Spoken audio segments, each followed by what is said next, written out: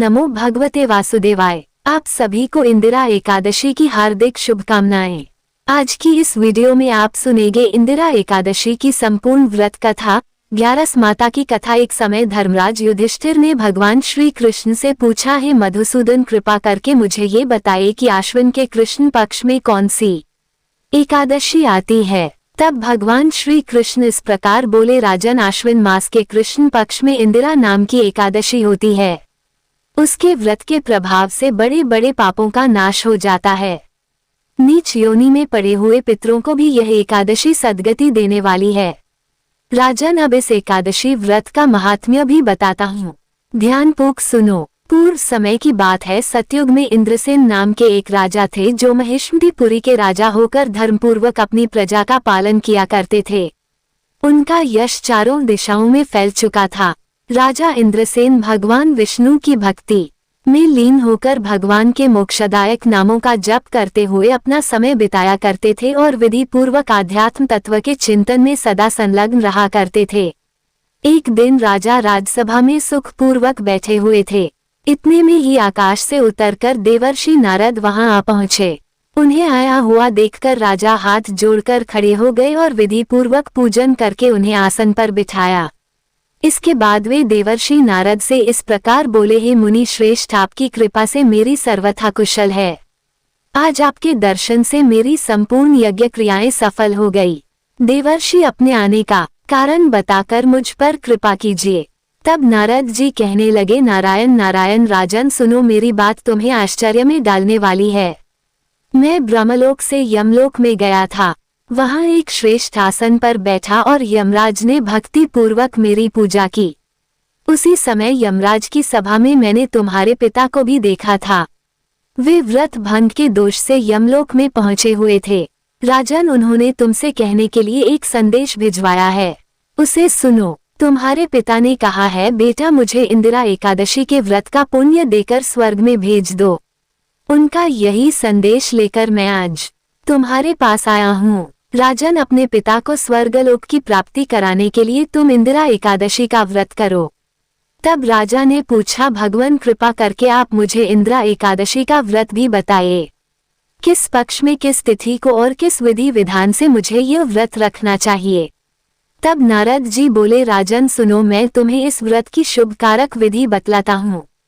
आश्विन मास के कृष्ण पक्ष में 10वीं तिथि के उत्तम दिन को श्रद्धा युक्त मन से प्रातः काल स्नान करो। फिर मध्याह्न काल में स्नान करके एकाग्रचित होकर एक समय भोजन करो तथा रात में भूमि पर सो। फिर एकादशी के दिन ब्रह्म मुहूर्त में स्नान करके इस प्रकार भक्ति भाव से मंत्र पढ़ते हुए उपवास का नियम ग्रहण करो। मंत्र है, स्थित्वा निराहार सर्वभोग विवर्जिता शो भोक्षे पुंडरिकाक्ष शरणम में भावाचित। अर्थात, हे कमल नयन भगवान नारायण, आज मैं सब भोगों से अलग और निराहार रहकर कल भोजन करूंगा। हे अच्युत, आप मुझे अपनी शरण में लीजिए। इस प्रकार नियम करके फिर मध्याह्न काल में पितरों की प्रसन्नता के लिए शालिग्राम शिला के सम्मुख विधिपूर्वक श्राद्ध करो तथा दक्षिणा से ब्राह्मणों का सत्कार करके उन्हें भोजन कराओ। पितरों को दिए हुए अन्नमय पिंड को सूंघ कर गाय को खिला दो। फिर धूप और गंध आदि से भगवान ऋषिकेश का पूजन करके रात में उनके समीप जागरण करो। इसके बाद सवेरा होने पर द्वादशी के दिन फिर से भक्ति पूर्वक श्री हरि की पूजा करो। उसके बाद ब्राह्मणों को भोजन कराकर भाई, बंधु, नाती और पुत्र आदि के साथ स्वयं भी मौन होकर भोजन ग्रहण करो। राजन, इस विधि से आलस्य रहित होकर यह व्रत करो। इससे तुम्हारे पितर भगवान विष्णु के बैकुंठ धाम में चले जाएंगे। भगवान श्री कृष्ण कहते हैं, राजन, राजा इंद्रसेन से ऐसा कहकर देवर्षि नारद अंतर्ध्य हो गए। राजा ने उनकी बताई हुई विधि से अंतःपुर की रानियों, पुत्रों और भृत्यु सहित उस उत्तम व्रत का पालन किया। हे कुंती नंदन, व्रत पूर्ण होने पर आकाश से फूलों की वर्षा होने लगी। इंद्रसेन के पिता गरुड़ पर आरूढ़ होकर श्री विष्णु धाम को चले गए और राजर्षि इंद्रसेन भी निष्कंटक राज्य का उपभोग करके अपने पुत्र को राज सिंहासन पर बिठाकर स्वयं स्वर्गलोक को चले गए। हे राजन, इस प्रकार मैंने तुम्हारे सामने इंदिरा एकादशी व्रत के महात्म्य का वर्णन किया है। इसको पढ़ने और सुनने से मनुष्य सभी पापों से मुक्त होकर अंत में स्वर्गलोक को जाता है। ये थी इंदिरा एकादशी व्रत की कथा। अब सुनिए गारस माता अर्थात एकादशी माता की कथा। पौराणिक कथा के अनुसार सतयुग में मूर नाम का दैत्य उत्पन्न हुआ। वह बड़ा बलवान और भयानक था। उस प्रचंड दैत्य ने देवराज इंद्र, आदित्य, वसु, वायु, अग्नि आदि सभी देवताओं को पराजित कर भगा दिया।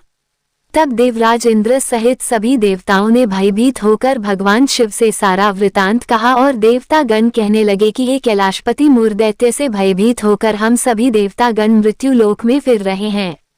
हे महादेव, हम सभी पर बड़ा भारी संकट आ पड़ा है, कृपया हमारी रक्षा कीजिए। देवतागणों की बात सुनकर तब भगवान शिव इस प्रकार बोले, हे देवताओं, तीनों लोकों के स्वामी, भक्तों के दुखों का नाश करने वाले भगवान विष्णु की शरण में जाओ, वे ही तुम्हारे दुखों को दूर कर सकते हैं। महादेव के ऐसे वचन सुनकर सभी देवता क्षीर सागर में पहुँचे। वहां भगवान को शयन करते देख हाथ जोड़कर उनकी स्तुति करने लगे। स्तुति करते हुए देवतागण इस प्रकार कहने लगे, हे देवताओं द्वारा स्तुति करने योग्य परम प्रिय प्रभु, आपको बारंबार नमस्कार है। देवताओं की रक्षा करने वाले मधुसूदन, आपको हमारा नमस्कार है। कृपया आप हमारी रक्षा करें।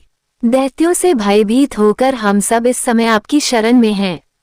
देवराज इंद्र सहित देवताओं के ऐसे वचन सुनकर भगवान विष्णु कहने लगे, हे इंद्र, ऐसा मायावी दैत्य कौन है जिसने सभी देवताओं को जीत लिया है? उसका नाम क्या है? उसमें कितना बल है और वह किसके आश्रम में है?